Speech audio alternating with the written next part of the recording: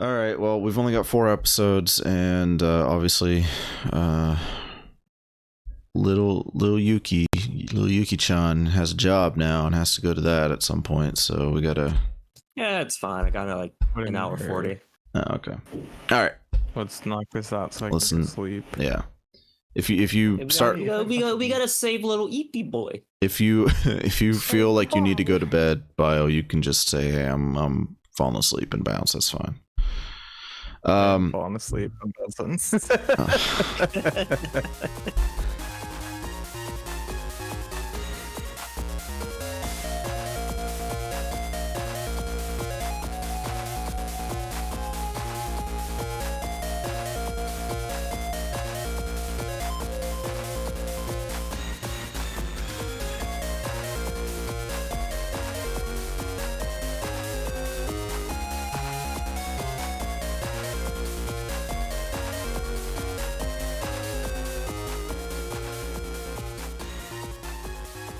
Good morning, evening, or whenever you're listening to us, and welcome back to the Program Advance podcast, the only, man, I don't even know, Final Fantasy 14. Don't sound too excited. Yeah, I'm sorry. You guys are tired.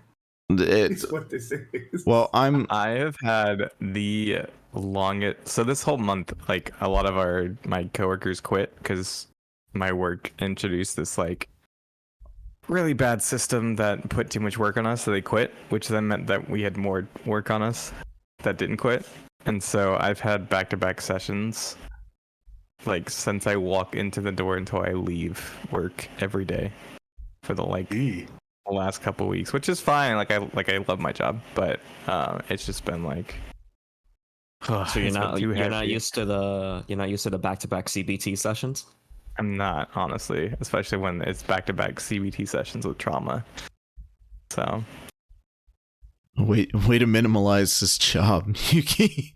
You fucking. Well, I want to make it feel a little bit better. I'm making Maybe a really bad like, penis joke, but it's like yeah. No. Work. It almost feels like maybe that was like a "You Fool" Thundercross section. Yeah, that's crazy.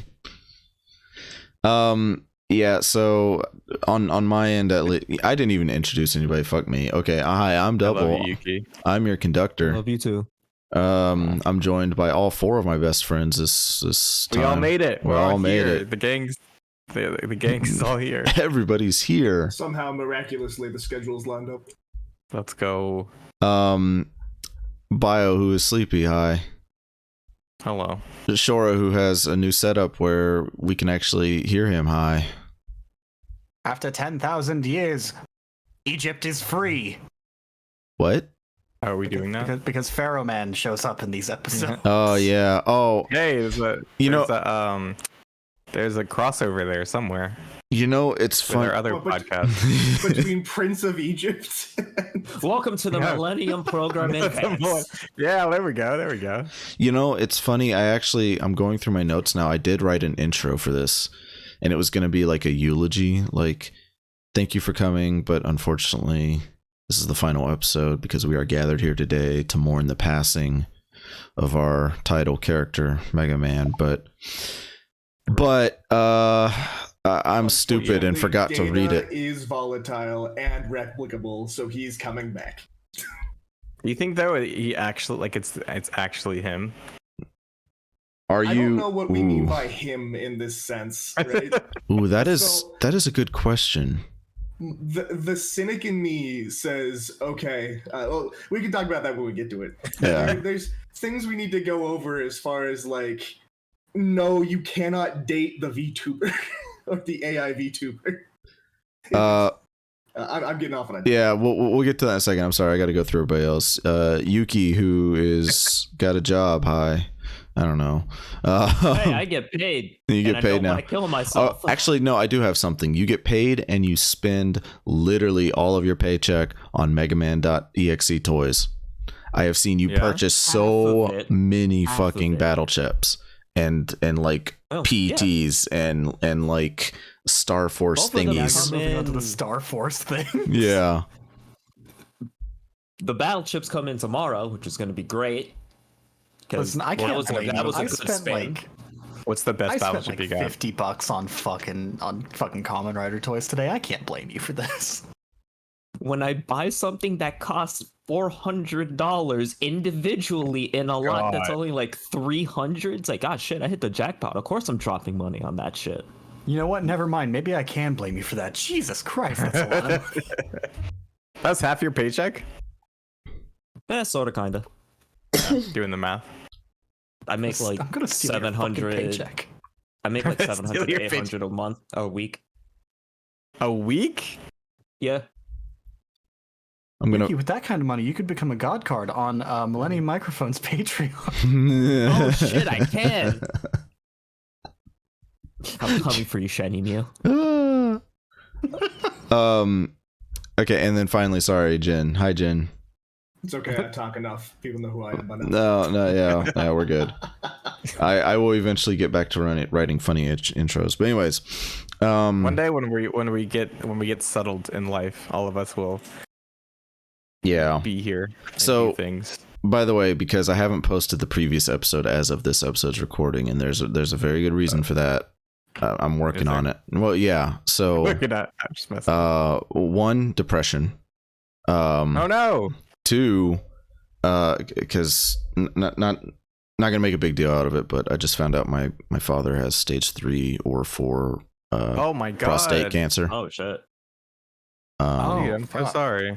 And we're waiting on a more in-depth test before we get panicky, but he's 60 years old and he's heavily overweight. Ex football player, so this is crushing to me personally. So I will eventually have to go back to Washington to see them. I just don't know if it's stage 3, then it's fine. It can be operated on. But if it's stage 4, then the cancer has progressed to the point where it might not be salvageable, or he might not. So there's that. Also, I still don't have a job, and that kind of sucks in Japan. So a lot of things going on with me. I promise you I will get the next episode up, or the previous episode up. So by the time you, the listener, are listening to this episode, everything should be gravy. But if you're wondering why there's huge delays this past month, that's why. I'm so sorry, dude. It's all right. Life happens. Okay, so real quick, Bio, did you watch the Final Fantasy 14 thing? No. Oh, that okay. Well, I had a whole thing. Like literally, I've been at work all day. Okay, well, I was gonna do this whole like 10-minute intro thing talking about Final Fantasy 14, but you haven't seen it. I don't want to spoil it for you, so we're not gonna do that. Appreciate that. Yeah. Thanks. Sorry. No, it's fine. It's fine. They announced Ninja 2. Ninja 2. They didn't. They didn't announce it. Ninja 2. Oh, the Teenage Mutant. Yeah. Well, I I posted on Twitter and I was like, dual wielding's finally here. Let's go. dual We're wielding. getting a Keyblade wielder. Yeah. So Oh, yeah. do you want my actual guess on what that is? Sure. Okay. So Jason at Invignon on Twitter. We're talking on Twitter, and he theorized that they might be making a very long reach. So each of the turtles are named after artists, right? Leonardo, Donatello, so on. He's theorizing that it could be a tremendous reach for an artist, specifically Gelm from Final Fantasy VI, who has sketch abilities, and it functions basically like a blue mage. I don't know why they would do blue mage, but you can take it into savage rating with an art theme. But that's the only art based. Yeah, that's the only art based job. So there's that. The other thing would be chemist, because the turtles were created by chemical mishaps, right? Wasn't the last one though like just like a Reaper, and everyone like theorized it was like Necromancer, but it was literally just Reaper. Yeah. Yeah. So I don't know. I'm reaching for the fucking moon on this one. But I will say that the trailer got me hyped enough to reinstall the game like today. So You uninstalled? I haven't played in 5 months. Like when our raid group disbanded, Bio, I basically was like, okay, I've been playing nonstop for years now. It's time to take a break. So I uninstalled. I've been trying other MMOs. I'm right now playing Dragon Quest X, which everybody listening to me should play. My static's trying to get me to play this game called Terra. No, Oh. no, No. Bio. No. As your No, friend, Stop that. as your friend, don't do that to yourself. Well, like, as your friend who already hates MMOs but is fine with people playing them, don't play Terra. Okay. Specifically, I'm about to go message them and be like, what the fuck? Why did all my friends just tell me not to play this? I have played when Terra was a thing, like at the peak of its popularity. I played Terra very consistently over a span of like 5 to 6 months. Terra's I an thought they took those servers down. Did someone set up their own? They put up new servers. They put up new servers. A dedicated private server or something. I don't know. Interesting. I don't know what it is. It's an action MMO. It's not very good. I don't recommend it.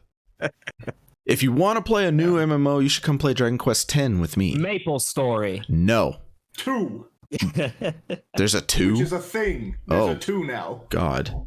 Hang on, I gotta look at Also, this. don't play that one or Yeah. the original. They've ruined it. It's gone. It's not the same game anymore. Oh my god. I miss my mushroom scrunkles. Ah, Too God. bad. Gone. Dead forever.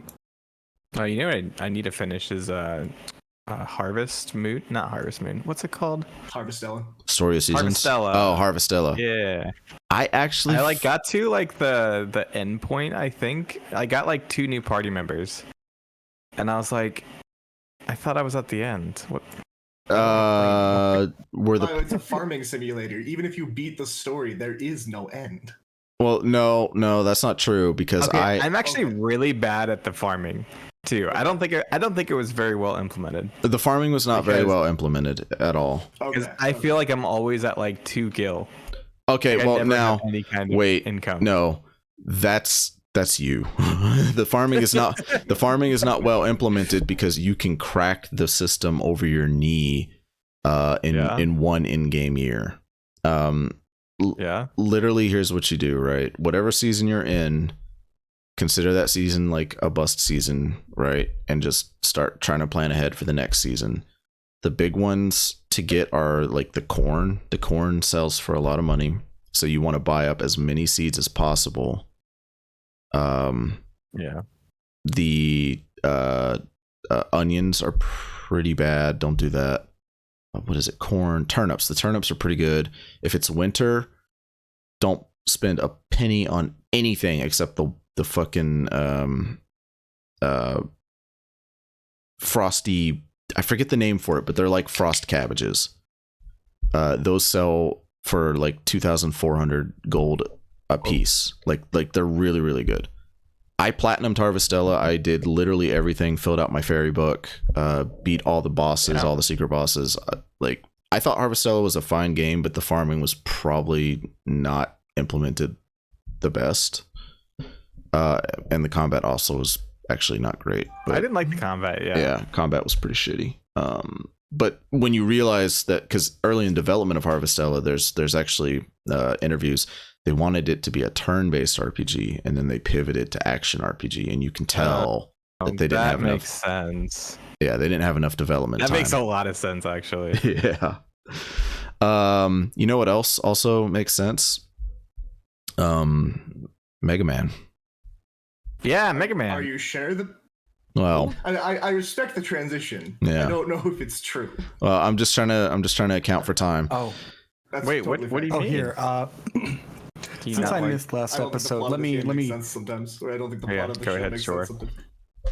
since I missed last episode, let me just give you my the quickest, most important notes I had from the episodes I watched. Oh no! Wait, hang on. Let's see here. Fuck You actually these have roll episodes. They're so Fuck weird. these roll episodes. Yeah. Oh my god, they skinned Masa. Yeah, they did. That's the reason I'm happy I missed the episode Last 18 week. and 19. You didn't have to see roll. Well, so the studio that made the Rockman anime, Zemek, a lot of their projects that were going on at the time were basically just softcore pornography. And I think a lot of that bled over into the plot of the Mistress Roll episodes. I don't know who they put on. But my little theory is that there's a bit too much Tolovru and a little not enough Mega Man going on in my Mega Man anime. And I don't like it. That's fair. I can't believe y'all are so anti-sex that you would dare to not enjoy dominatrix It's not role. even good. It's not even good. If you're gonna make me look at horny shit, at least have it be good. I want to feel something.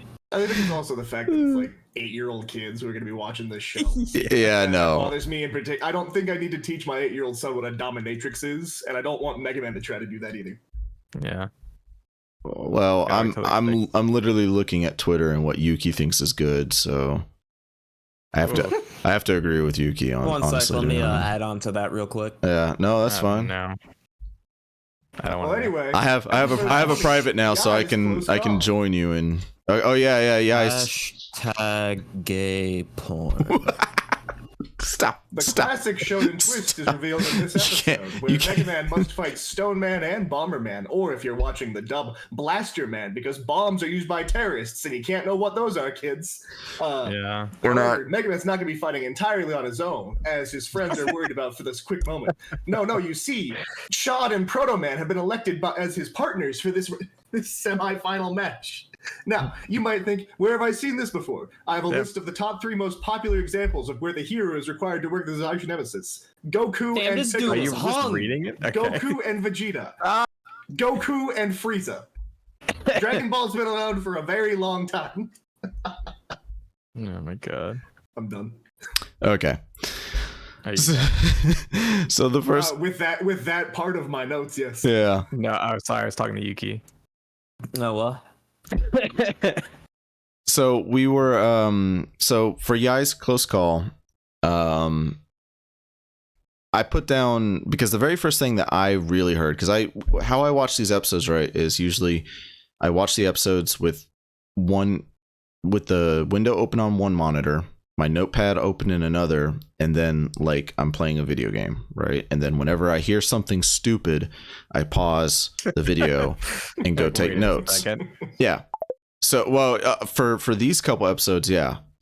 Because I started the thing and I'm like, okay, I'm playing Dragon Quest VIII. I'm going to level my warrior. And then immediately I hear who's going to be next to take on the Landman from Land. And Let's go. And yeah, I had to. Oh, Landman. I had to pause. I was like, Next to God, take on the Landman. fucking God. What's wrong with that? I think somewhere in my notes I put, I'm so fucking tired of this dialogue. It's okay. I have a point where I jumped over from the English to the Japanese. I've been watching the Japanese this entire time. Yeah, I I'll mention it when we might get to it. It's a pretty clear marker. I might Yeah, I get to that swapped point. Yeah. I swapped to the Japanese and like I think episode 23 because I thought, oh, Mega Man's dead already. This next episode's probably when he's gonna come back, right? It's like, nah, I just watched 2 episodes of Japanese. It's like, oh, this is just way better. I don't want to like stop every 5 seconds going, that's stupid dialogue. Let me quote that. So basically, to recap real quick, the last episode we had Mega Man and Shark Man take on Stone Man and Blast Man, and I guess it was considered a no contest or something, right? Oh yeah, how do they win? That's Like, move a forward. real good They question. counted it as a tie.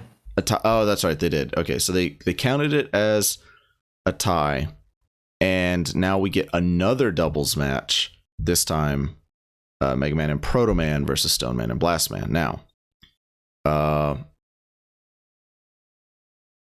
want to say that. Oh yeah, here it is. Stoneman needs to go back. Here's my notes. Stoneman needs to go back to saying nothing but fucking noises like in Battle Network 1 because, quote, Gawk. Yeah. Gawk. Quote, you must have rocks in your head, Mega Man. And I'm tired. I'm so tired of this English dialogue. Okay. They also open up this episode by bragging about how they have better APM because apparently independent net movies versus like the operator type ones is like trying to play StarCraft against the Koreans. Yeah. We can just use our attacks. We don't need to wait for you to slot in battle chips. Oh, ultra instant. And we're cannon. better looking too. Well, but here's the thing, right? Anybody who's played the Battle Network games know that when the custom gauge fills, time pauses or whatever, so you can choose your chips, right? Obviously, in this fictional setting, that's not going to happen, right? It's going to be constant battling. So technically, they're not wrong. They don't have to wait for an operator to put in chips. So they do technically have an advantage. They're just incredibly fucking stupid. I think that's why, well, even Navis have built-in basic attacks. Like Mega Man's got the Buster, Protoman's got his sword.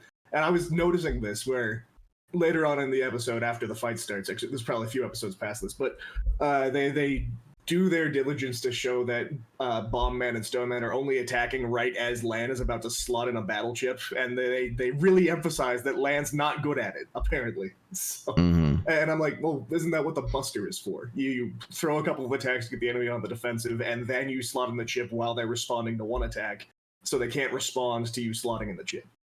Yeah, it's interesting, but I don't think it's necessarily a great point. Yeah, exactly. And then the next thing in my notes, so there's a sequence where Higsby is like saying something like not even really negative, just kind of like, oh, what will Lan do, right? And I need to stress, Higsby is in an announcer's booth. They are in a stadium with tens of thousands of people. If you've ever been to a sporting event, you know how loud stadiums get, even when people are not really talking. Like the din of people, just the buzz of the crowd is loud. So Higsby's in the booth. How the fuck is he communicating with Masa, who is just one guy in the crowd yelling at him over the intercom? Masa's got lungs like a pufferfish. You walked into that one. Get wrecked. Just imagining Masa doing the fucking pufferfish. Oh, and it's awful. Thanks. I hope Masa eats improperly prepared pufferfish. The joke is that he would die. I thought you liked this character. It's fun fishing. I do, but I don't. Okay, maybe it's because we're 20 something episodes in and I'm kind of getting tired. 20 episodes of it's not the funniest thing ever anymore. No, it's not. But I will say that we are approaching something of a plot. So, anyways, we get to see Miss Mari. Hi, Miss Mari. And then Masa says that friendship is not as powerful as calcium because they're talking about the power of friendship and whatnot. But it's stronger than independence. Stronger than independence, not as powerful as calcium. And I put in my notes that Sora should have drank more milk, I guess. I said that Lan needed to soak his PET in a glass of whole milk before the match started.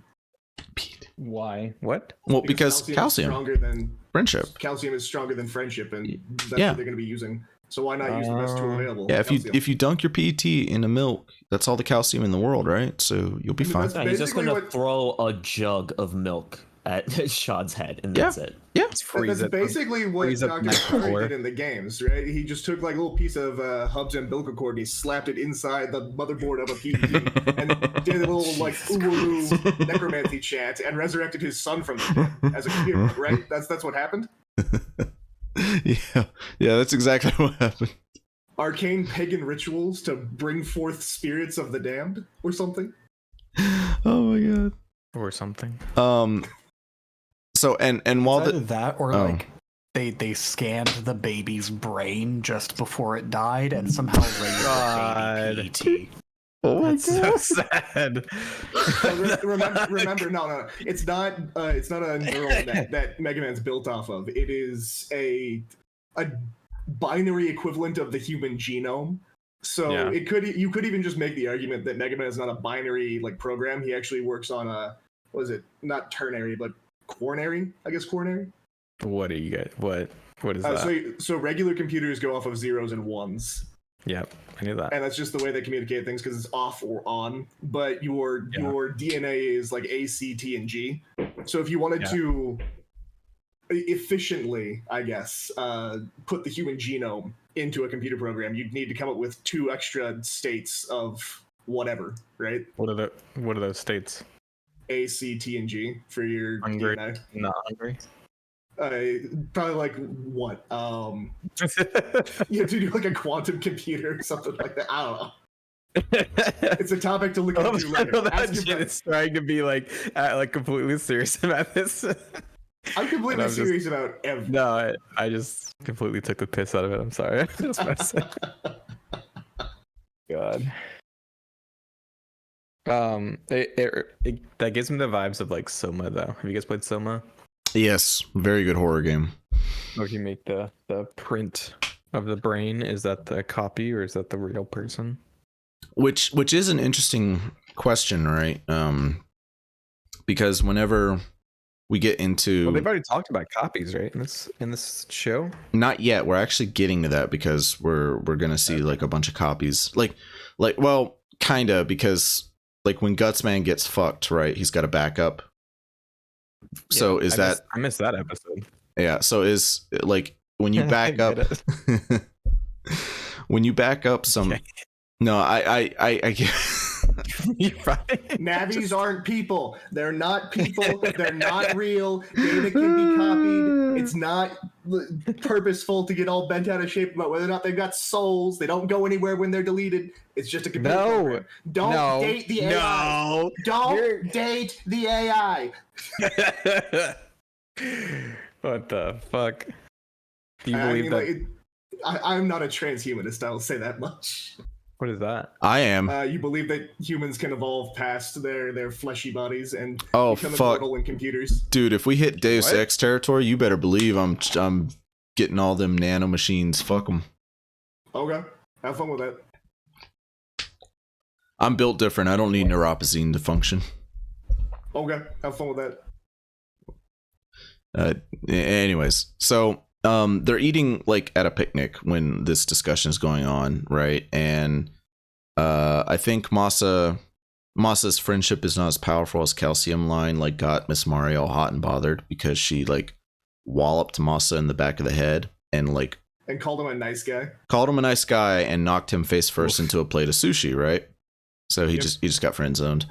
And she's like, "Oh, I'm sorry." And he says, "Well, that's okay, Miss Mario. Sushi's best when it's traveling at 40 miles per hour." And I have to admit, that one did make me laugh. Like, there are some lines in these episodes that are pretty funny. I just imagined his head, like, splattering against the plate like a cantaloupe when it hits the ground. Yeah. Oh my god. Well, that's what would happen. Mario's just incredibly strong. For no reason. Yeah, Mario's just got superhuman strength. That's why she doesn't have a PT. But while she doesn't need it, she fights the virus by smashing the computer. She just picks up servers with her fucking arm. She just starts. That's all she does in Access is beats the shit out of everybody barehanded. Megaman who? Miss Mario's the protagonist now. The fuck cross fusion. These hands are rated E. God. Oh, you're in the virtual area. Cross fusion. You're about to cross my hands. So while all this Masa and Mari boobery is going on, somebody comes up, right? And who it's Chad. And you got to remember, Yai and Chad are financial, I guess, rivals because they come from. They've got that rich kid rivalry. Yeah, going on. Yeah, they're both. My dad makes more money than you. That's the conversation. Well, in the dub, both of their dads own video game companies, and I think in the sub, it's more like sure, it's more of a general industry, and I think Chad's specifically IPC. They produce PETs, right? So who's richer, the one who makes all the devices that you use, or anyone else? Right, yeah. It's but at the end of the day it boils down to two rich entitled brats going my dad's wallet's bigger than yours. Chad tricks Yai at one point into fucking implying that her dad's company is a third-rate one, and it's very funny. I remember that. I didn't mention Ionotech at all when I said third-rate company and looked directly at you. Do you think your company is third-rate? I will say that child shitting on the eye is He's like, really funny. but does he actually say third rate? Yes. He says, He does.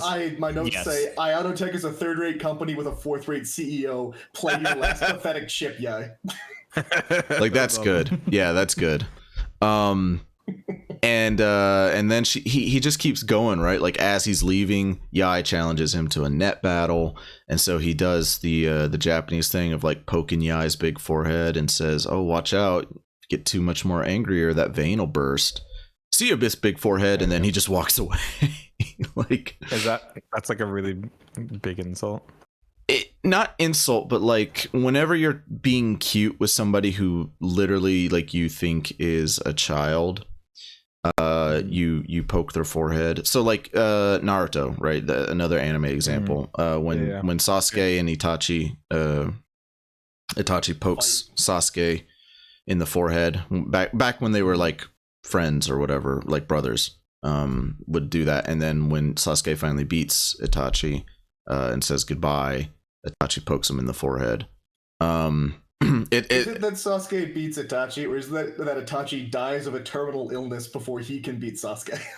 That's the real. A little both. A little column A, little column B. It's fine. Bit of both. I just finished Shippuden. It's so good. I haven't finished Shippuden yet, but yeah, It's so good. I forgot that the last like 10 episodes are just like the best thing ever. Are Yeah, you we talking just had to specifically send about when like they're fighting, 30 episodes of dream filler. I The entire war arc is basically just dream filler. I get we mean I dream skipped all fillers of in that. like the Eternal Tsukiyomi, but I don't know. I'm Yeah, I not skipped the all that. largest fan of the last arc of Naruto. I think it's fine, but there are other arcs that are better. Yeah. No, I mean like after the arc ends, like the slice of life stuff. Oh, I see.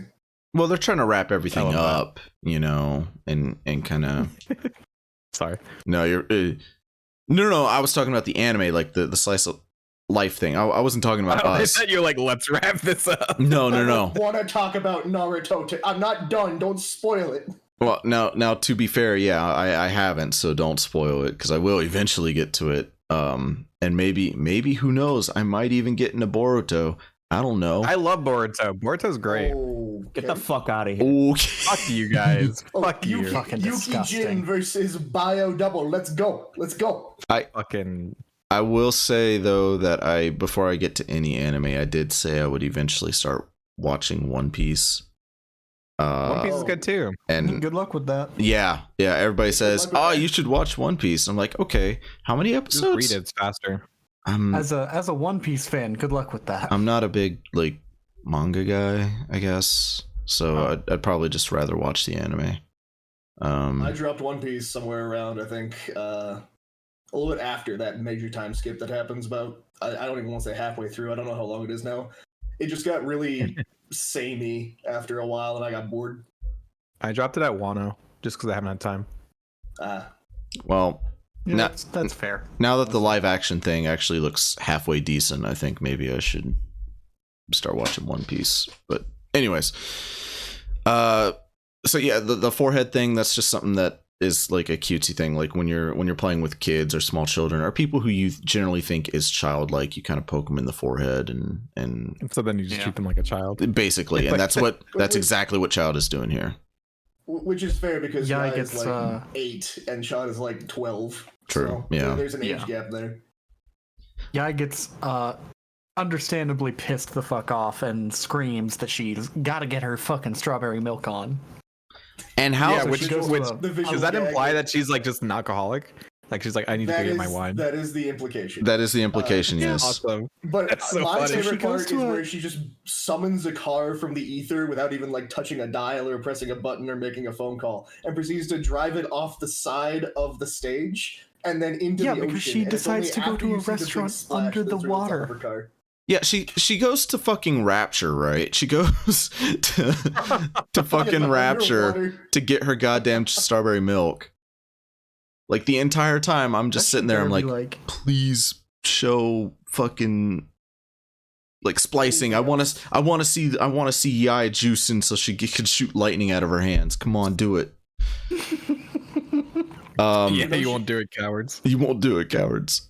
And so she goes to this underwater restaurant where she's getting her fix. She's literally like downing glass after glass of strawberry milk. These glasses are like the size of her head, which Yeah. is impressive. Keep it coming and make it a double. Yeah. Oh god, yeah. She does say that. But then who else should come and visit this extremely wealthy under the water restaurant but Child, who also is incredibly wealthy. Right? Not only is he incredibly wealthy, he also sits down next to another woman. Yeah. And therefore, Yai must immediately become jealous. Yeah. Or They also, curious. like- one of the two. He sits down to have this like fucking company meeting for his dad's company, and they imply that he's the vice president of the company. Like Chad is this 12-year-old boy 12-year-old boy child, is- yeah. is the VP of a multi-million-dollar fucking industry. Like the fuck. Well, I'm more irritated. I mean, yeah, that is stupid, but I'm more irritated by the fact that if this was such important company business, they would not be doing it at a public restaurant, right?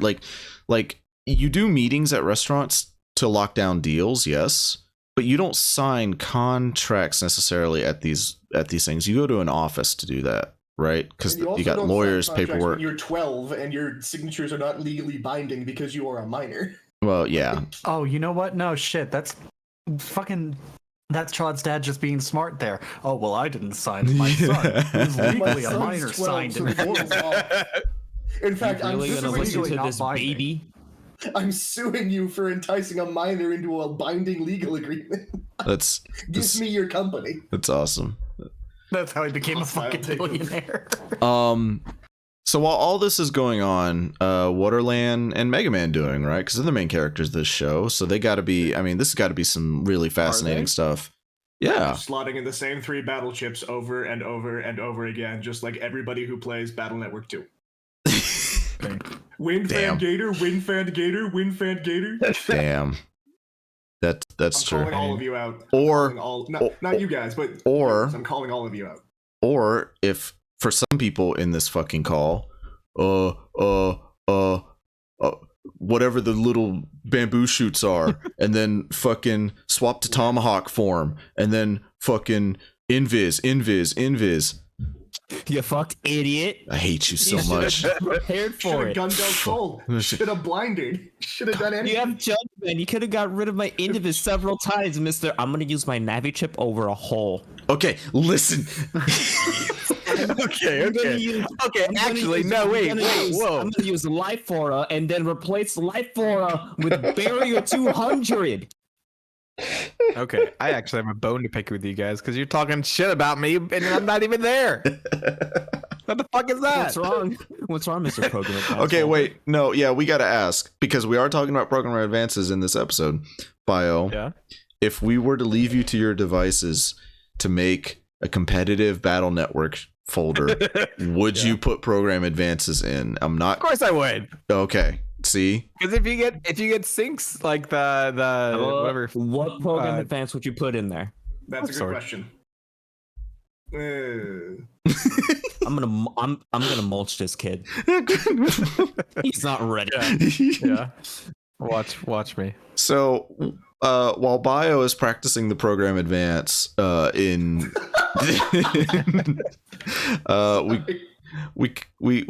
we cut back to Yai, who's trying to figure out who this mysterious girlfriend of Child's is, and so Yai, Who's like twice his age or more. right, yeah. So Yai decides to solid snake it up by going on a solo sneaking mission throughout the restaurant. And except the trolley that she's hiding behind gets moved.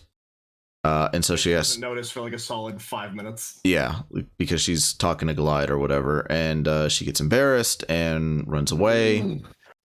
Chad wraps up his business meeting or whatever and makes his way to the elevator where Yai is trying to hide. So Yai is hiding behind yet another trolley inside the elevator, and Chad who notices her fucking forehead immediately, dismisses his bodyguards. He even says, "I've already got one shadow. I don't need two." And So was it implied that he noticed beforehand, or does he just look over at the cart once and then see her forehead immediately, be like, "Oh, she's here"?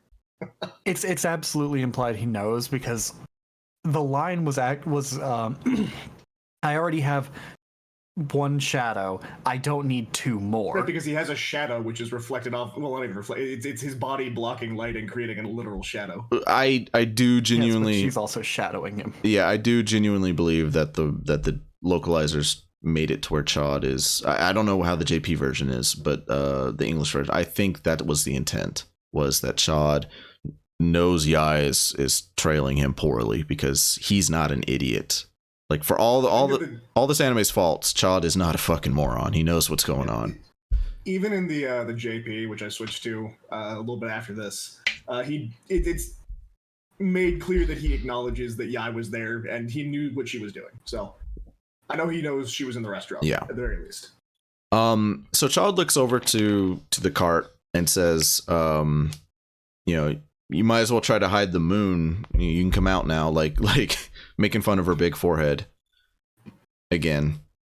And what happens when you've got two underage kids in an elevator, however many leagues under the sea, right? A genius spills coffee on the computer monitor. Yeah. And then his partner, cleaning up the mess, shuts down the entire grid. Yeah. And irreparably breaks the entire restaurant. Yeah. Yeah, can you imagine, right? Like, any important infrastructure just being powered down with a single button press? Accidental, like it's not covered or anything. Before. Yep. Fuck. It's called X now. Actually, some pronounce it Kai or Ki. I refuse. The meaning Dr. is the same. Kotowaru, get the fuck out. The meaning is the same. It sucked. Twitter added the X logo to the HQ. Goodness. Yeah, and they had the cops called on them because they did it without a permit. Oh my god, how is he so stupid? He's the The same fucking way dumbest. he fucking burnt a Pop-Tart. I think he's running into a lot of the same issues that basically anybody would, except people are specifically looking for things to pin on Musk. He's not a very well-liked figure. No. So any other company probably could have gotten away with the same, swap the logo. For sure. But because they're trying to screw over Musk or Twitter or whatever, he's got people watching him. He should still be aware of that. He should be doing more. But let's not pretend it's just him being stupid. No. Let me tell you a story, okay? I'm going to put my storyteller hat on. So there are eyewitness reports, right, of Musk early on when he bought, Twitter or whatever, walking into the break room and discovering Pop-Tarts. Now, because every company, right, if they have a break room or if they have a cafeteria, typically they put like Pop-Tarts or something out there for people to just grab so they can go back to their desk, right? My office had it back when I had, an office. But anyways, and he is enamored. No, it's fine. I have no job. Go ahead, laugh at me, laugh at my misfortune. No, it's just the way you said that is really funny. The timing of it. He is enamored with these Pop-Tarts, right? He is looking at them and he's just fascinated with how they taste because he's got the palate of a 12-year-old. And fuck you. So okay, I wasn't firing a shot at people who like Pop-Tarts, but he was super into these Pop-Tarts, okay? It's one thing to be like, yeah, I like Pop-Tarts. He was maybe he was just really high. Well, no, I guarantee you up until that point, that man had probably never had a Pop-Tart in his life. I'm gonna assume that that's the case. He's never had a Pop-Tart in his life. He's a rich boy. He never had to fucking have cheap ass food. He would always just have fucking anything he could ever want made for him. The idea of a Pop-Tart is something so mundane to him that it becomes exotic. Now, here's where the story gets good, right? Because apparently if he was eating them I guess how most people would if you're, rushed for time, you just eat it straight out of the package, right? But he figured out that they taste better toasted, right? So he put his Pop-Tarts into the toaster, but he made the first timer mistake that every kid who grew up with Pop-Tarts makes. He put them in horizontally. And so when you do that, yeah, when you do that, they get stuck in the toaster, right? He, Wait. Depending on the toaster, if they pop up, they can actually get caught on the grating inside. yeah. I always It's not like a bagel toaster. I never learned to put them in the other way. Wait, seriously? You're supposed to put them in vertically. Well, Bio, I can't believe you're as dumb as Elon Pop-Tarts in Musk. horizontal. I know, You'll right? make $1 billion as a tech genius. bro. Come on. Bio, do you put your Pop-Tarts in the toaster horizontally?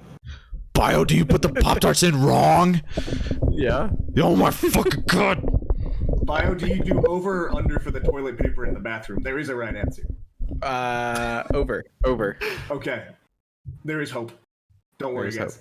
I just put it on. If it's over or under, I don't give a fuck. And he doesn't know how to work a Pop-Tart. Yeah, because I don't give my kids Pop-Tarts. Yo, why not? I don't know. Sounds like you're a bad dad. See, I have an Whatever. excuse. Pop-Tarts don't exist here in Japan. That's a lie. I haven't seen them at a grocery store I have. in Japan. But you don't live in Japan. I was about to say, have you been to Japan, Bio? I see them in my area, therefore they exist. So the That's power cuts out. Elon Wait, Musk wait. They burned. We're mad at him. The power goes out in the under. No. Let me finish my fucking story. So Okay. He burned them. Okay. he burned them. But here's the important part, right?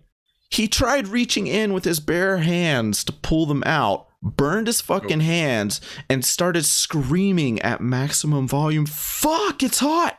Fuck, it's hot. And I need to remind you, he's in a public setting. He's at a cafeteria, so all the other Twitter employees are watching him in abject horror because they're watching a 50-something-year-old man burn his hands trying to stick his hands in a fucking toaster to get a Pop-Tart out that he got stuck. That's pretty good. Okay. Musk is an idiot. Now we can go back to the episode. Okay. So the power The cut. power goes out. Yeah, go someone ahead. Presses a button. They're stuck in the elevator. Yai's freaking out, and lo and behold, she's drank too much strawberry milk, and because she's so short, it goes right through her. So we're revisiting the plot line where she's got to go to the bathroom.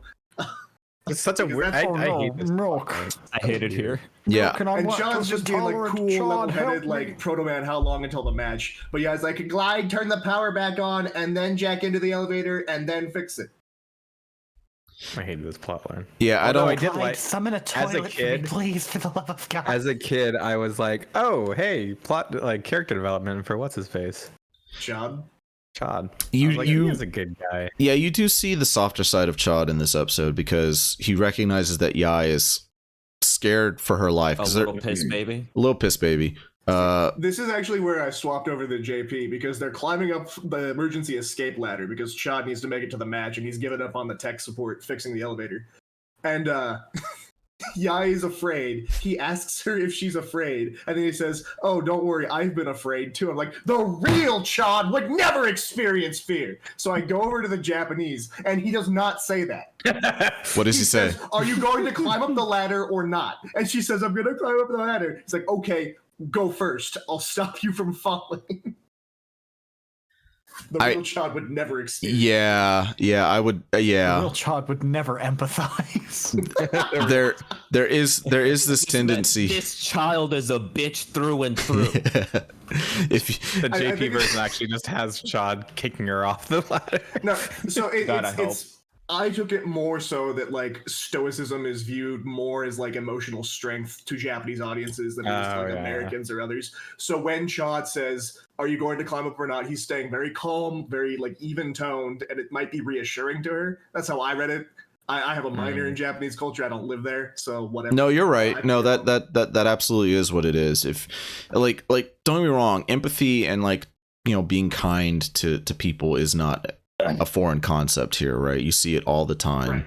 It's just the kindness takes a different shape. but in shonen, kindness takes a different shape. In shonen anime in particular, if you've got a particularly stoic or like headstrong type of character, they're not going to break their persona to be empathetic. Instead, they're going to use that stoicism to get things done or boost people up. But that doesn't fly in a Western audience who maybe, especially for children, they're not going to recognize that. So we've got soft-hearted Chad in the English version. But yeah, they're climbing up. Yai loses a shoe, and when Chad goes to save Yai, because Yai's literally about to like fall, Chad drops some battle chips, and that's kind of a problem. Because they're for the program advance. They're for the program advance. So It's a shame. Say those goodbye to chips don't matter. Exodia! So Chad makes it to the match, and Dex said, like, we end the episode with Dex saying something like, "Man, I'm sweating like me." And that got a chuckle out of me. But now the stage is set for the next episode, which is the grudge match, Ultimate Tag Team MP Whirlwind. I don't know what the MP is supposed to stand for. Multiplayer. Megaman Protoman Whirlwind. Oh, the Japanese title was BR Whirlwind. So Gotcha. Yeah. Which doesn't actually like it implies they're gonna do some really cool combo attack. Which one doesn't happen. Doesn't and two, happen. The episode opens with Mega Man doing all of the work and Protoman standing there watching Mega Man get his butt kicked. And Funny thing. go ahead. Funny fucking Before thing the about match, these Don't get in my episodes, way. I'll defeat Stone Man and Bomb Man. Chad during the match doesn't lift a finger. Our first episode was known as Yai's Close Call, right? Mm-hmm. Yes. But the original English title, when it was actually airing on TV, is There's No I in Team, Part 1 and 2. But it's not known as that on the fucking Capcom USA playlist where the fucking episodes are nowadays. I actually think They've actually gone. yeah, They've actually gone and given them the proper names. proper names, but I'll be honest, I kind of like There's No I in Team more, because I don't think it fits this scenario. I mean, Really Yeah. doesn't. Not It for fits the last Not episode, maybe really. for this episode. It fits the episode that's coming after it, which is why in the playlist, episode 20 is called Yai's Close Call, and then 21 is Ultimate Tag Team BR or MP Whirlwind, which, like, it's so weird how they've got no consistency on any of these fucking names anywhere these are listed. yeah. So I think it's just. Oh, go ahead. no, I was just gonna keep it rolling, but yeah, go ahead and finish your thought. Yeah. I think it's just that like not a lot of care is given to this IP aside from just making it available to people. As far as presentation goes, Capcom, whoever's in charge, doesn't give a crap. As long as people quote unquote have Battle Network, they have Battle Network, and so that leads to a lot of lazy decision making. Yeah. So the episode opens up with Stone Man taunting and Mega Man, like you said, Mega Man's doing basically all the work, trying to fight two of them at once because Proto Man's not moving. And Mega Man is about to get smashed by Stone Man. And again, I think so. Here's the quote, right? "Hey Mega Man, guess what my favorite vegetable is? Squash." Squash. And in my notes, no, it's fine, because here's what happened. I typed that out and then I put my head on my keyboard and it's just the J key repeated for about 4 lines. And I just left it. Laughing so hard. Yeah. I was laughing really hard. It's just the breaking point. It's the one that's like kind of funny. It's kind of Squash funny. is just a funny word. Squash is just a funny word. It's both an onomatopoeia and like a verb. So It is funny, but after 20 episodes of this shit, I'm, like, my brain is refusing. Yeah, it's not letting me have a good time. But Mega Man's getting his ass kicked because, again, Protoman's not doing shit. And then we hear the infamous scream. Yukki posted it on fucking Twitter. I heard it. I had no idea what this was in reference to. Now I do. What happens is Masa says something like, because Higsby's being negative again, and Masa says like, shut up, you squid-brained whatever, or something. And Higsby says over the intercom to an audience full of like 10 to 15,000 people. Says, "Hey Masa, you know what squids sound like?"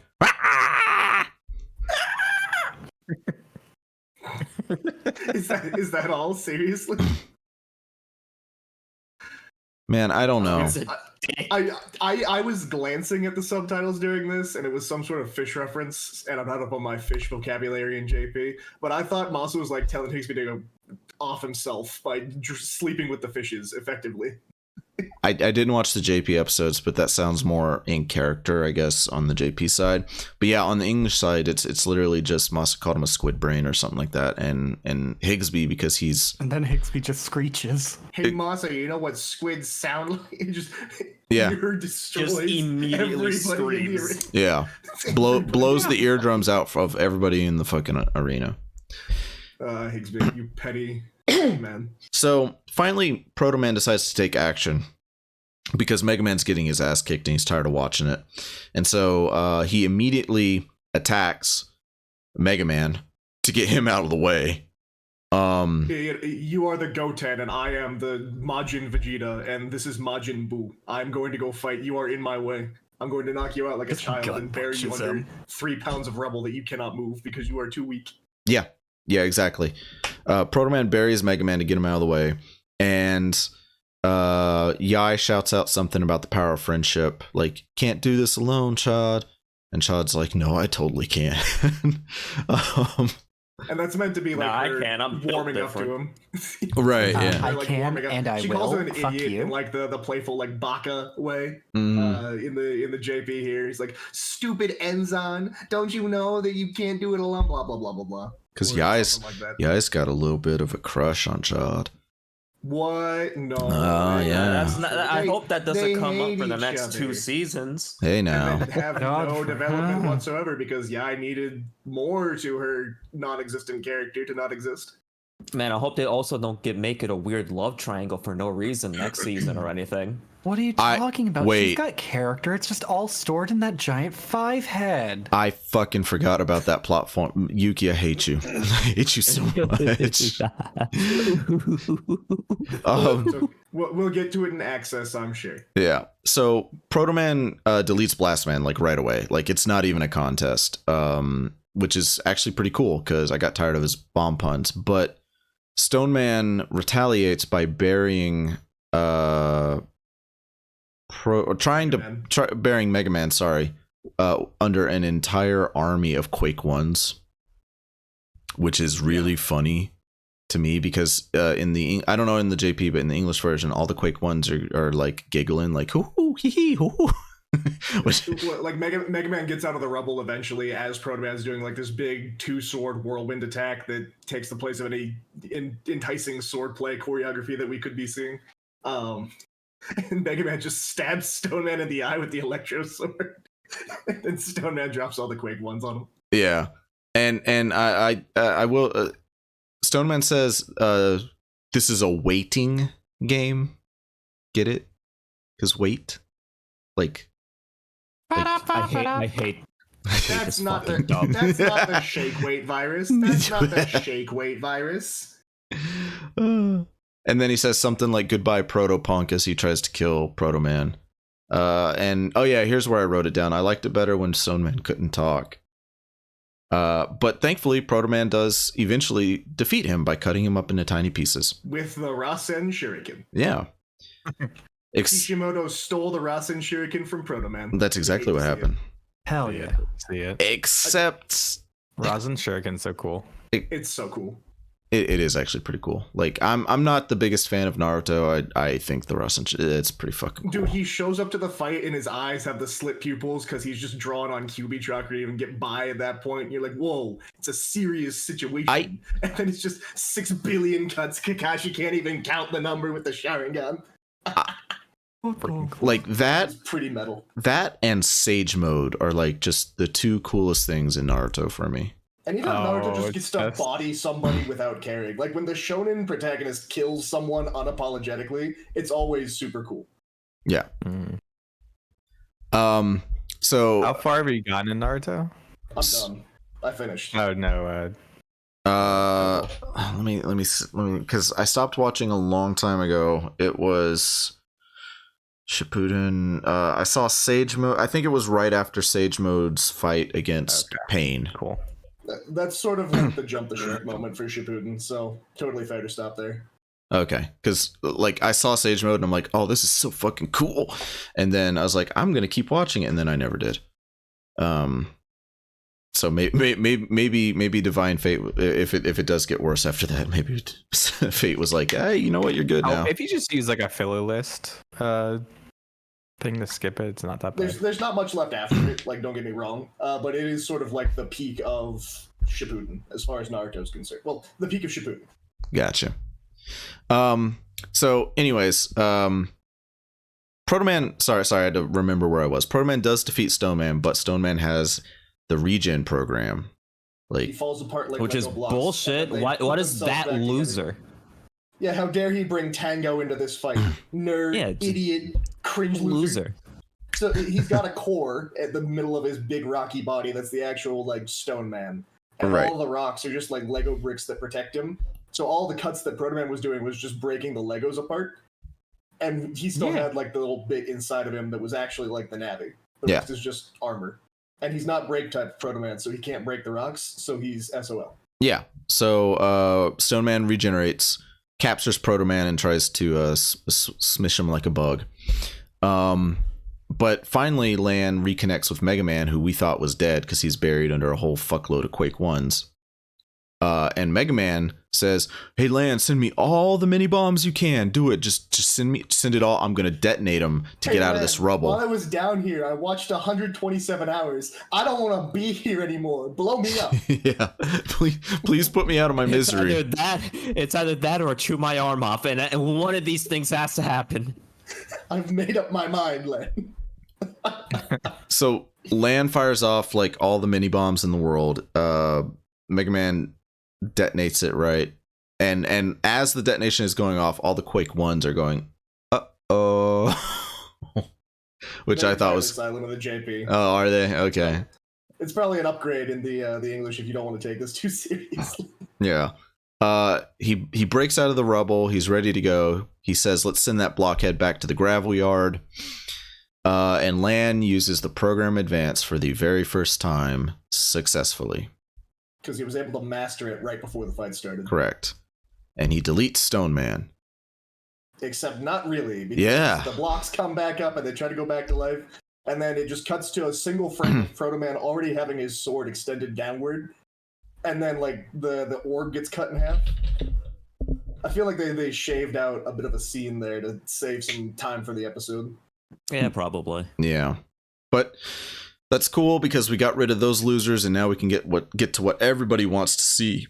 Lan versus Chad, Mega Man versus Protoman, or as the episode is called. It's a real shame that Shad losing sword and wide sword on the elevator didn't fucking matter because he still had 4 swords in the episode anyway.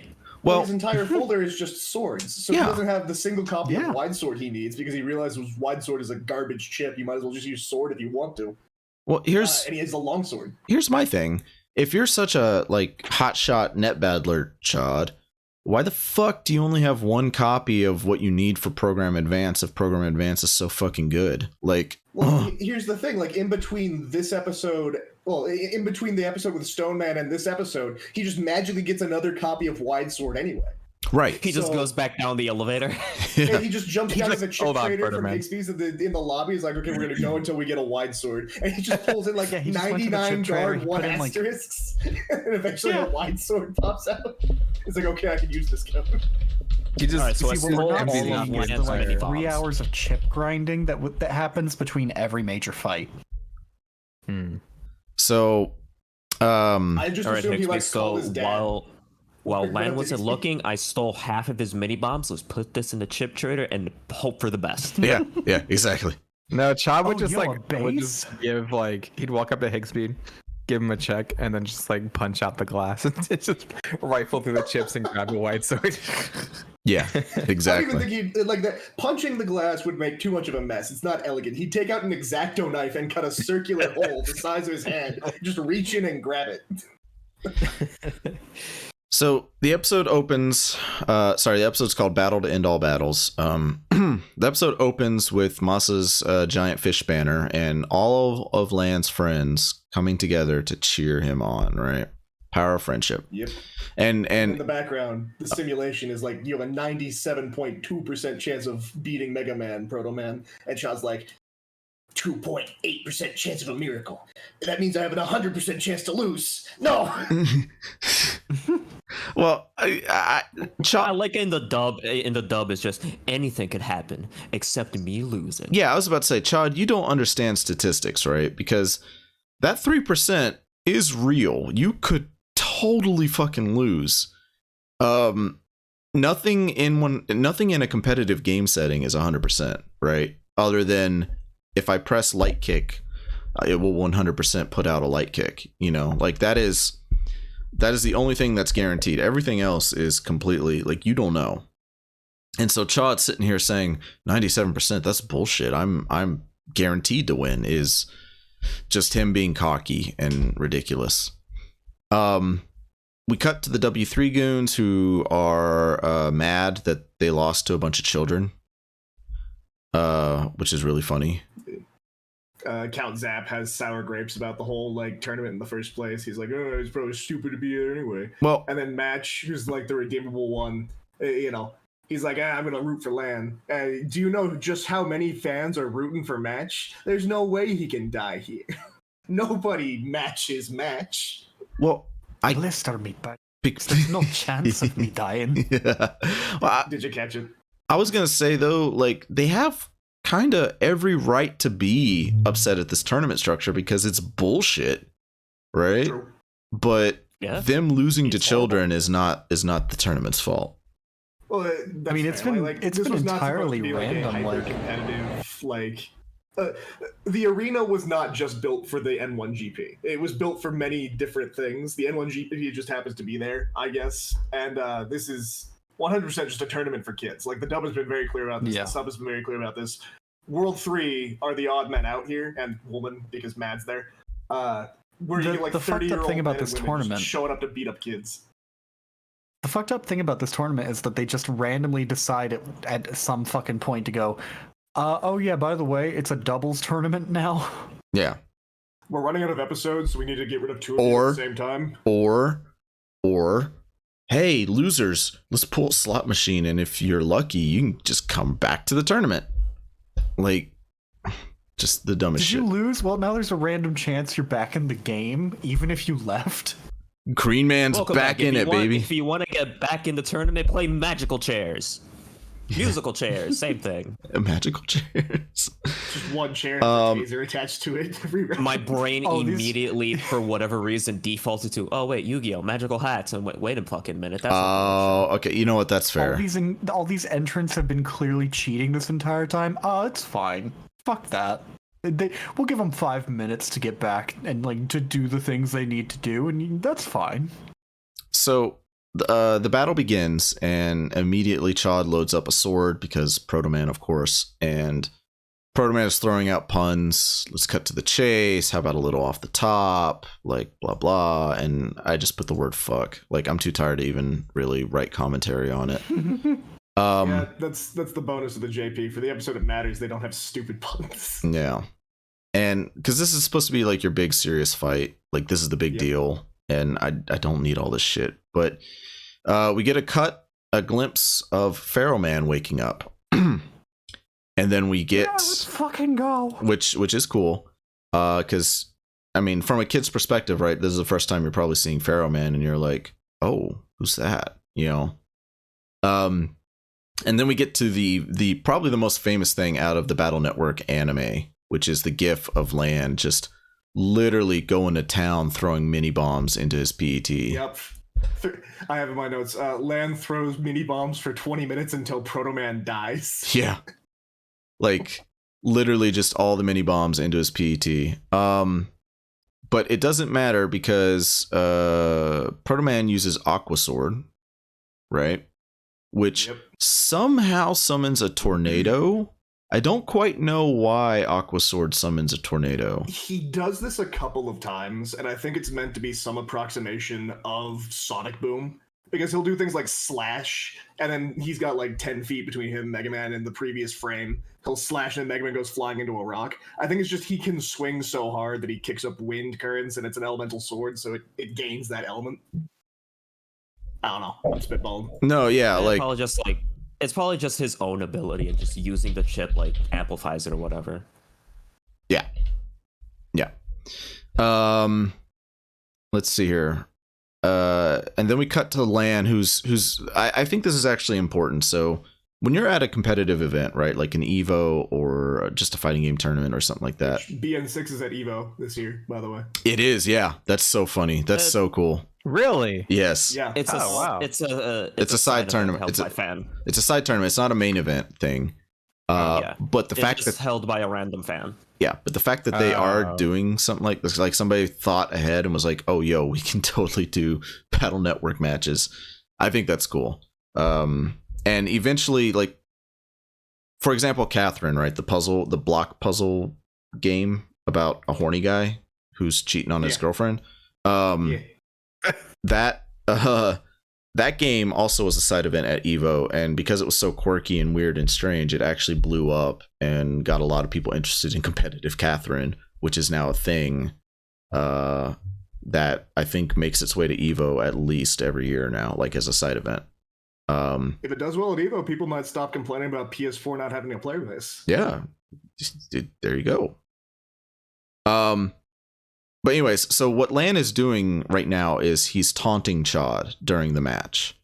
Now, if you are a good sport, you are not going to do this at like an Evo. You're not going to go up on the main stage and you're not going to be like, "Oh, drop that combo. Oh, drop that combo." Like, that's super obnoxious, right? Like, I would probably punch somebody out. Unless the guy I was playing against had been a dick to me, right?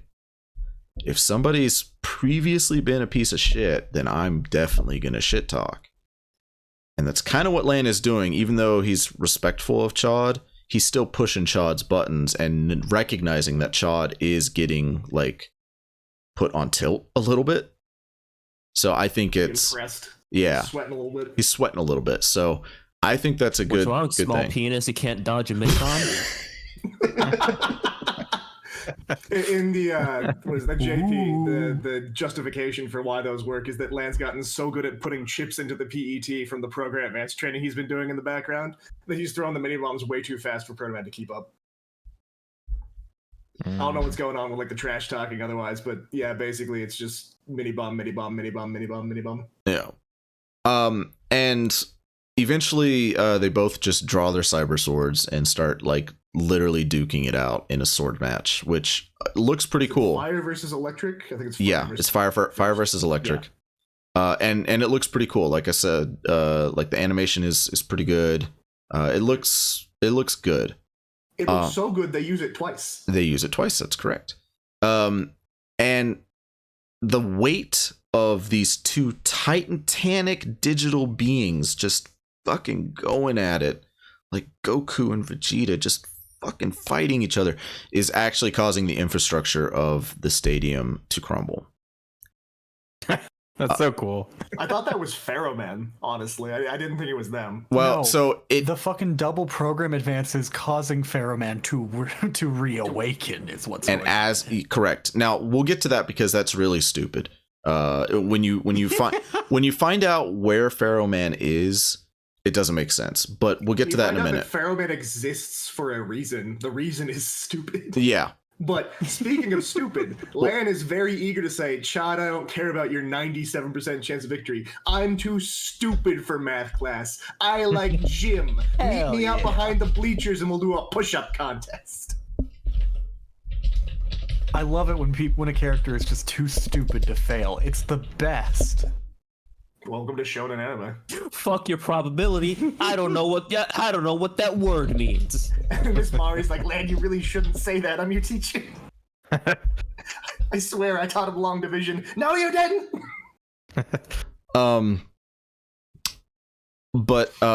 So yeah, Pharaohman waking up is what's causing the infrastructure to crumble. Again, we'll get to that later. But Pharaohman waking up is also as a result of the double program advances clashing, because they both use program advance at the same time, equal power, kind of cancels each other out. Tornado that they're fighting the Eye of the Storm for. Right. Cue the Devil May Yeah. Cry music. And so And apparently, bury the light. 2 program advances happening at the same time is just unheard of. Right? This also. never happened ever. Like, it's just these 2 Never. kids. They're both down to their last 3 battle chips, and all it just so happens to be sword, wide sword, long sword, which, to be entirely fair, by with a program advance that's not monocode is usually what happens in battle anyway. No 2 people have Whatever. ever hit the A button at the same time. Crazy. Wild. So because the stadium is coming down, like literally pillars are falling, the ceiling stuff is coming down, people are at risk of getting injured. They evacuate the stadium. Everybody gets out. Well, there's a 40-minute timer for this thing to go underwater. Right. Like, in 40 minutes, we will be underwater. Everybody evacuates except for Lan, Chad, Higsby, and Rabida. Yeah, which, Yeah. like, no, man. This children's video game is so important. We're going to leave the computer on so that they can keep fighting and probably kill themselves. Like, Higsby's just there because he's hoping that Lan and Chad will die first and he can go get their rare battle chip. yeah, he's looking to harvest their He's like, corpses. I mean, Protoman does have that He's- paladin sword. Protoman do be having that paladin sword. He's just sitting there like, if I time this right, I can get out of here with my life and get all the battle chips at the same time. And Rabida's a frog, If so he drops dead, I can get that hero sword. but yeah, man, I don't care how important the match is. I cannot foresee a situation where literally the entire infrastructure of my ocean stadium is crumbling and I'm going to sit there trying to finish my grudge match. If I it don't was know. like a martial arts tournament where the winner would probably kill the loser anyway, or it was any other like anime where the stakes were a lot higher than a children's video game, I would respect the trope more. Yeah. But this is like Beyblade. Let's be entirely fair. They're playing Beyblade and they want to die over it. Yeah. Like the stakes have never been lower. It's a fucking video game. And I know it's a kids anime, I know, but this just doesn't make sense, man. Cool. I think it's cool. The scene, okay, no. The scene Let's get of you to bed, bye. the scene of the program advances clashing and them fighting and it being such a big deal is cool. The after It's effects so of it cool. is kind of stupid. Whatever. It sort of just breaks the suspension of disbelief when you step back and realize this is a children's video game and there's 2 11-year-olds that have decided to die over Yeah. a video game. Yeah. And like the Man, adults in they the have room met are like, their oh, match. we're I'm thinking about it now, and it's like, man, Higsby would be that petty bitch of just, okay, if Lan dies, I get my mini bombs back. Yeah, he would. He totally So that's what would. takes it. And Rabida's just there because she's a frog and she can breathe underwater, I guess. It's okay, I can swim. You're a frog and this is salt water. It'll kill you. Oh. I have made a grave error. Yeah. So eventually the fight gets so intense because they are still fighting that Megaman and Protoman turn into balls of light and start fighting each other like DBZ characters, like just bouncing off of each other. And the entire time Commander Masa is watching from the rubble of the destroying and decaying stadium and saying that Lan's power of friendship is helping you fight your rival. And I'm just sitting here like, what power of friendship? It's a one-on-one match. What the fuck? Where he's not. They're all cheering for him. They're They're all- all cheering for him. They escaped with their lives, so they're happy that they get to be alive. But they really want Lan to like either win or die. So they start cheering like, "Yay, yay, Mega Man, go Lan, woo!" Yeah, From the shoreline, from sure. the safety of the shore. Like, that's cool. That's fine. I get it. It was kind of confusing, like, because the friends haven't really done anything except at the start of the episode they were like, we're with you, Lan, and like, okay, but Well, it's a my friends or my power kind of thing. Yeah. It's the idea that because you have people rooting for you, everyone's in this together. You know, the collective spirit of the group is with me. Blah blah blah blah blah. Man, their spirit sucks. Can't even For beat what happens Protoman. later, for what happens in like a minute, their willpower and friendship suck. yeah. They are fighting in the Eye of the Storm with the program advance, and then everything fades out. It's just them standing there. Mega Man collapses. There's a 10 count. Protoman wins. Yes. Yeah, Protoman wins Land like sucks. He loses. Right now, you pull out a 10 count. Like, where was that? Like 10 episodes ago. yeah, exactly. I will say this though. So the entire sequence where Mega Man finally does collapse and says, "I'm sorry, I lost," and the 10 count goes down. That entire part is really good, really well animated, up until the point where the scene shifts to Protoman, and it kind of like does this really dumb looking zoom effect on Protoman, and it looked so bad. But yeah, Protoman wins, and Protoman, to his credit, helps Mega Man up because according to Protoman, Mega Man was the only battle that ever made Protoman sweat or something like that. Like, it was a challenge. Right. And so as he's helping Mega Man up, Mega Man notices something in the corner and an attack comes, right? And so Mega Man, being the hero, shoves Protoman out of the way and gets impaled. Which is why Mega Man didn't log out before, after he lost, even though most other Navis did, because we needed an excuse for Mega Man to just die. Yes. So, Yep. Mega Man is dead. He was attacked by Pharaohman. Mega Man's... If a Navi truly can die. And this is where Philosophical thought. No. me as a kid turned on Cartoon Network, and my first thing is, oh shit, Mega Man died. Yeah. Damn. What version of Mega Man is this? I love The that. good one. Now, I will say... I'm just reminded of the Japanese fucking Orichalcos arc of Yu-Gi-Oh! Where the preview goes, "Don't die, Jonochi." Next episode, Jonochi dies. Mega Man. That's so funny. But to the show's credit, instead of Mega Man logging out or whatever, it actually says Mega Man deleted, or data deleted, which is pretty good. And that really slow pan effect up from his feet to his head. Yeah. He-Red. Yeah. As he like Love that. digitizes. And then it goes deleted on screen. You're like, oh no, he's really gone. And then that ends that episode, and we move on to the next episode where we're dealing with the after effects of Mega Man dying, called Pharaohman, the King of Destruction.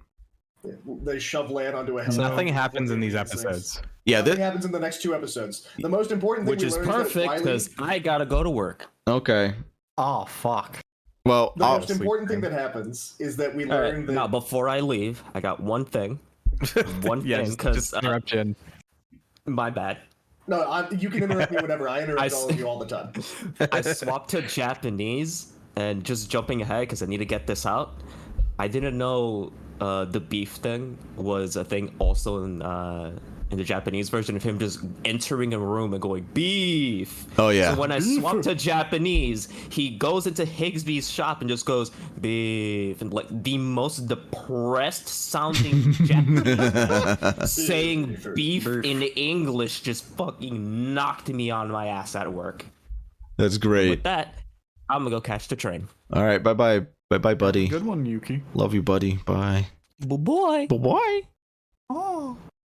So we'll go through this episode because I know Bio's sleepy. Yeah, you probably not heard me because I'm just fighting for my life. I mean, Yeah, so we'll go through this real quick. Nothing happens in this episode. So Wily negs his goons because he thinks they suck and says you can't do anything.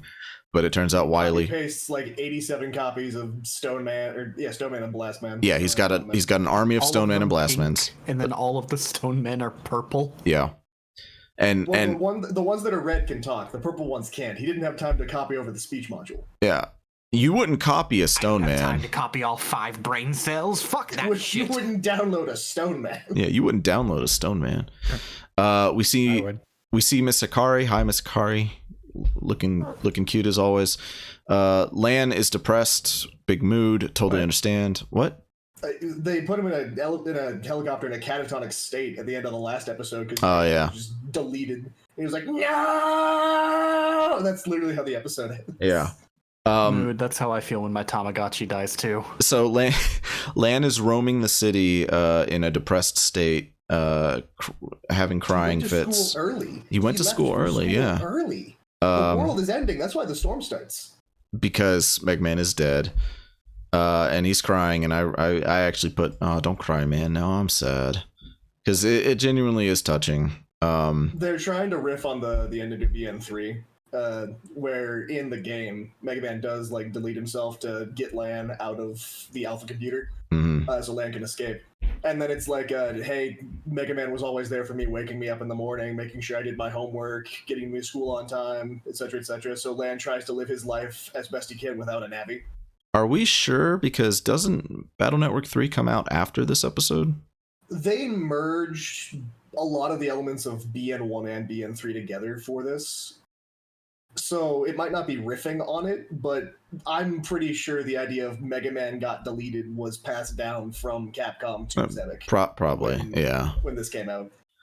The big finale is Mega Man dies and comes back. And then like even Pharaohman here, it's explained that he was created by Dr. Light, the Tadashi Hikari. Light.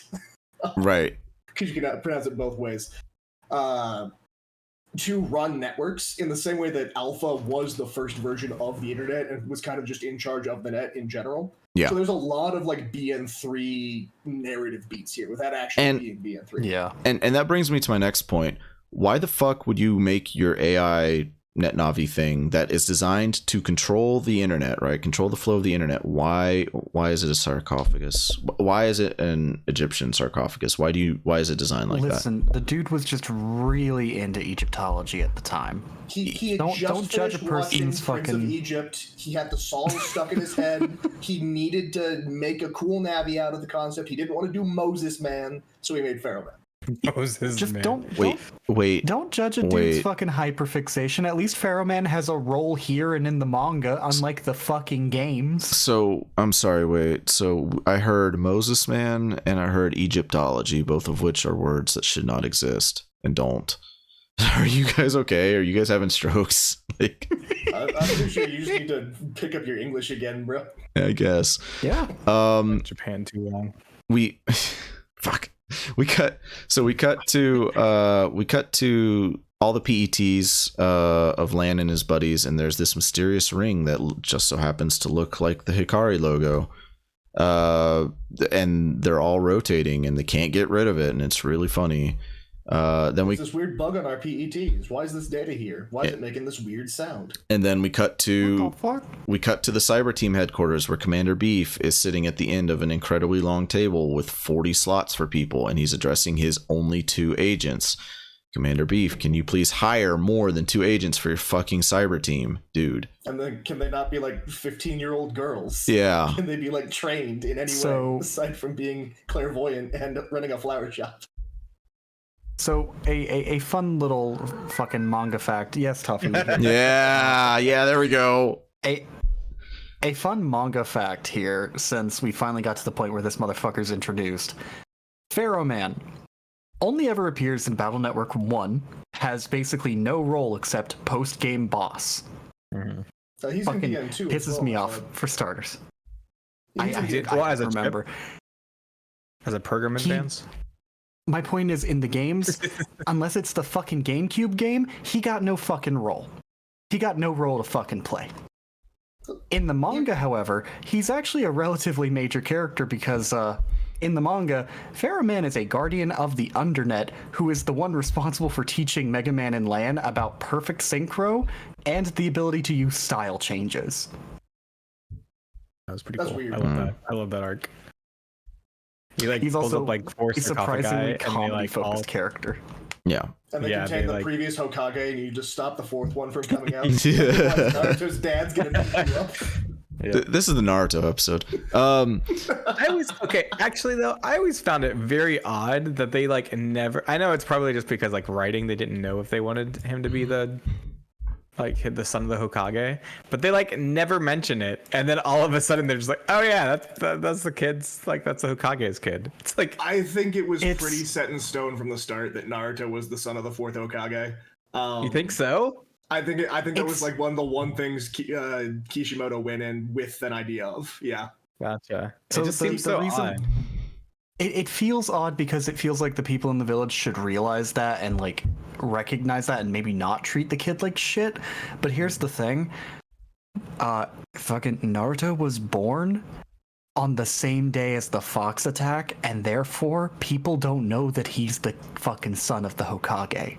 Because the Hokage died that day. Yeah. Both his parents died that day. The baby. It's just there's this blonde kid. He's got the demon fox inside of him. Yeah. Run with it. There are like 3 people in the village who know that he's the fucking son, and they kept that shit secret.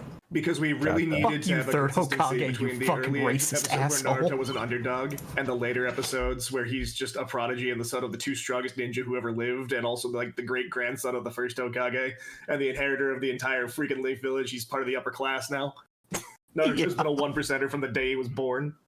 Hey, if you want a fucked up Naruto fun facts that I learned through a friend of mine, did fucking Sakura and Hinata. Did you know that Sakura is based on Kishimoto's wife and Hinata is based off of some girl that Kishimoto had a crush on like in high school? What? Okay. All Doesn't right. that make that fucking whole relationship with Naruto feel way worse? Buddy. Honestly, with how they write romance, I'm surprised most mangaka are married. Like, it baffles me that Toriyama has a wife in the first place. So- I'm like, how? Yeah. Let me be the first I to so say. can't believe that they took Hinata and Sakura and were like, what if we just don't use these characters? It's because Kishimoto has no idea how to write a romance, and you see a lot. Oh, he of doesn't this know in, how to like, write every women. single- That's the full thing. That's part of it. That's also because yes and no. He can't write women, but he also thinks that women need to be involved in romance. But he can't write romance either. So why are either of these elements present in your story if you can't write either? So Yeah, let me be the bad. first to say that that story about Sakura and Hinata being parallels for your wife and a girl that you liked. If that were true, you couldn't waterboard that information out of me, because now the public consciousness knows Right. It's a fucking matter of time before your And then wife when your finds main out. character chooses the girlfriend that you Oh, get to have. But Your wife. buddy, That's so fucking. You think she knows that? You think she's heard about that? Oh, she's got it. She's gotta. Think so? If I'm hearing about it and I'm like like I'm not even a Naruto fan really. Like I watched it and it's okay, but like. Fuck you. It depends. It Oh, depends okay. on where like, this whole thing started. Like, if it came down from an official source, she might have heard of it. But I imagine a lot of this is just like when you live in the eye of the storm, you learn to ignore a lot of the news about your husband's work or whatever. Oh yeah. My assumption would be this bitch is probably just happy enough knowing that this motherfucker isn't out here being the Rurouni Kenshin author. Yeah. Oh yeah. Fair, very fair. But also, I will say, My husband might have written a fucking fantasy where he got with his ex, but at least he's not a literal pedophile. You would also need to prove that Kishimoto thinks of himself as Naruto. That's Ooh, yeah. I will And not say, like Sasuke. I will Kishimoto might think he's Sasuke. He might be Chuny like that. Oh, I can see True. him thinking he's the Sasuke. Sasuke is so fucking cool. if you're Even 12, Bio knows. Even Bio knows.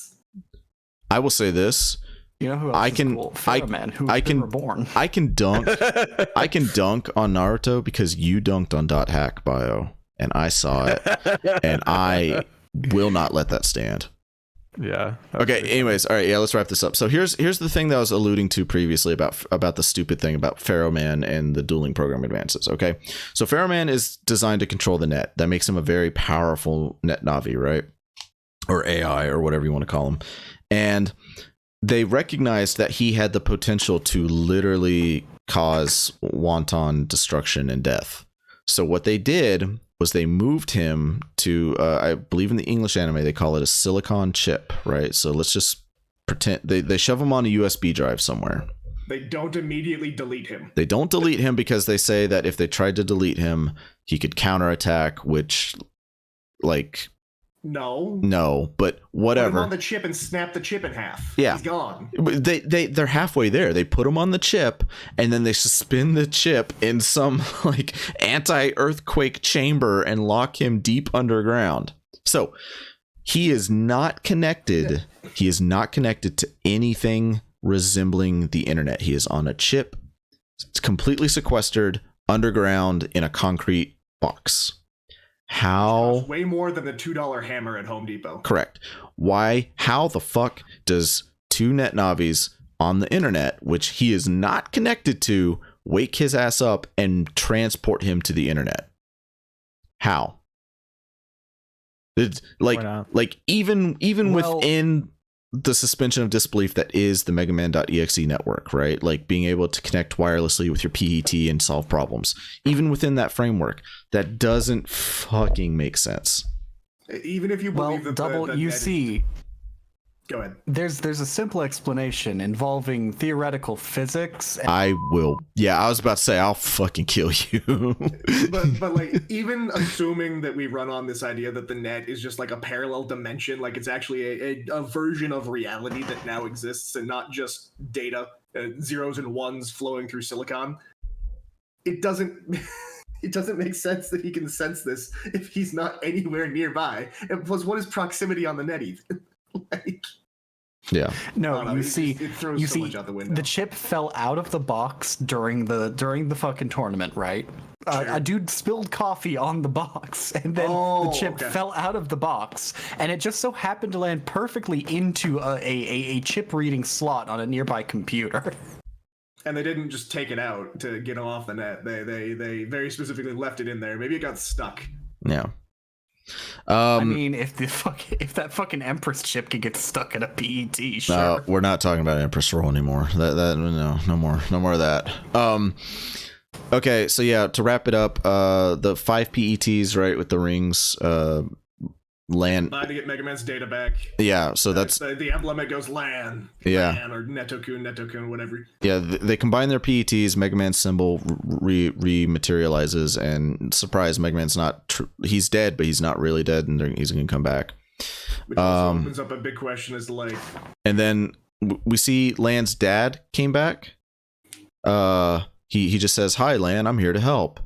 And then that's the end of the episode. woo. Hey kid, you broke your toy? Man, that sucks. I am so tired. Go I have go to- go to bed, Bio. I'm gonna go to sleep. Good night, Bio. Thank you for sticking it out. I'm so sorry. I tried so hard to stay up. But No, Got it's so far, but in the end, you're still going to bed. it's cool. We love you. Have a good night. Thank you much. We're I love- basically done anyway. I Yeah. have one question. I think we can wrap. Yeah. Bye, Bio. I've got like one thing left to say about these episodes, and it just has to do with one particular fucking scene. Okay, well wait, because Bio's gone now.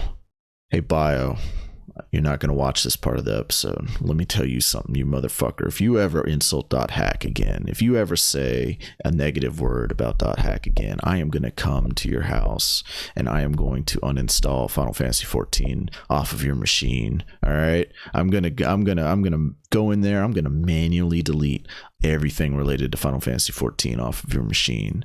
I'm gonna hack into your email, send a message to Square Enix support, tell them to delete your character. Yeah. No. You're gonna Actually, start over. even better, I'm gonna log into your character and I'm gonna Fantasia your character to a Lalafell. All right, I'm gonna do that. I'm gonna make him the stupidest looking Lalafell in the world. Okay, and then I'm gonna take a screenshot of it. I'm gonna set it as your background, and then I'm gonna take copies of that image and I'm gonna fill your pictures folder with them so you can never escape. Man, you're doing so much when my plan was to just send him the fucking SAO light novel that has the scene where 16.5. Kirito and the Yeah, gallons of the yeah. things. What? So Sword Art Online, which is awful. Wait. Wait. Written by Reki Kawahara, and there's a chapter in this series Wait. called 16.5. Wait. Stop. Wait. I don't want it. Wait. What? What? And No. Wait. Kirito and Asuna No. progress in their relationship. Wait. No. Stop. They do a deed. I don't. And Wait. Kirito has never even like jacked off before. Wait. No. I because don't want to he's even spent his- stop. He spent his entire Stop. life in the dumpster looking for No. computer